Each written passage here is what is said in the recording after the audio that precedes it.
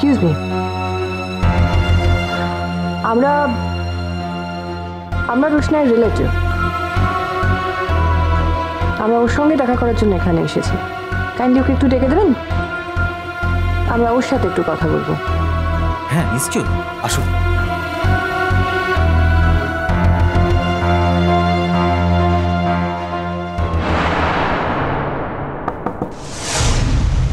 খোলা আছে। ম্যাম, আপনার কিছু রিলেটিভ এসেছেন, আপনাকে নিচে ডাকছেন। আমার রিলেটিভ? হ্যাঁ, তাই তো বললেন। কারা? ম্যাম, আপনারা তো চিনতে পারবো না, আপনি আসুন, আপনি এলে দেখলে বুঝতে পারবেন। আচ্ছা বলছি, আরণ্যক স্যার এসেছেন? একটু খোঁজ নেবেন। না, স্যার তো এখনো আসেননি, রুমে চাবি দেওয়া আছে, চাবি নেননি এখনো। আচ্ছা, কারা এলো? প্রকাশ মামার বাড়ি থেকে কেউ এসেছে? রাজেশ? না, রাজেশ এলে নিশ্চয়ই বলতো, আর পুলিশও নিশ্চয়ই আটকাতো ওকে নিচে। বলছি, কলকাতা থেকে কেউ এসেছে? কলকাতা থেকে এসেছেন কিনা আমরা তো বলতে পারবো না, তবে অনেক লোক এসেছেন আপনার সঙ্গে দেখা করতে। আরণ্যক স্যারের বাড়ি থেকে কেউ এসেছে নাকি? করিমাদিতেও কি এসেছে নাকি অন্য কেউ? আমার বন্ধু বান্ধবরা? না, ও তো বলছে আত্মীয় এসেছে। কোথায় আছেন ওনারা? ম্যাম, নিচে রেস্টুরেন্টে আছে ওনারা। ঠিক আছে, আপনি যান, আমি আসছি। Okay ma'am.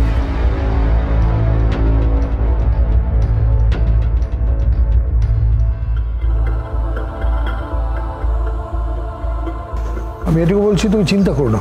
মা,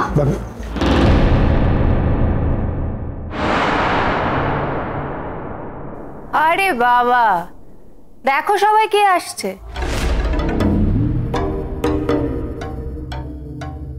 এসো রোশনাই, হোয়াট আ প্লেজেন্ট সারপ্রাইজ।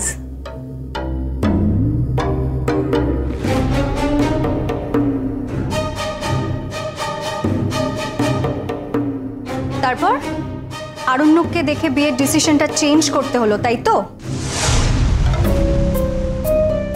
কেন বলো তো, কি বলেছে তোমাকে আরণ্যক? ও তোমাকে বিয়ে করবে?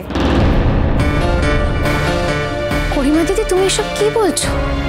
তোমার সঙ্গে স্যার যে বিয়ে হওয়ার কথা, উনি আমাকে কেন কথা দেবেন?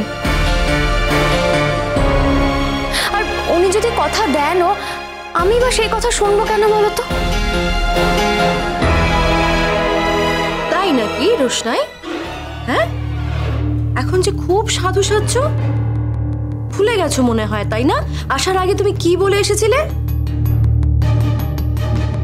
যে আমাদের সঙ্গে তুমি কোনো রকম যোগাযোগ রাখবে না, আমাদের বাড়িতেও যাবে না, তাই না?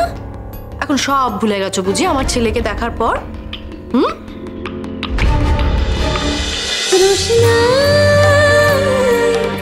রোশনাই সোম থেকে রবি প্রতিদিন রাত 10টায় স্টার জলসায় ও ডিজনি প্লাস হটস্টারে।